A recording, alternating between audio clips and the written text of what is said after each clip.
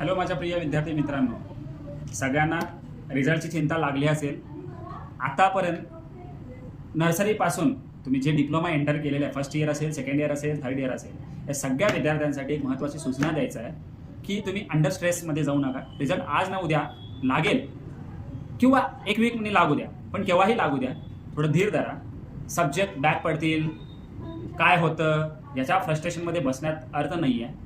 जे काही असेल तो ॲक्सेप्ट करण्याची ताकद आपल्याकडे पाहिजे.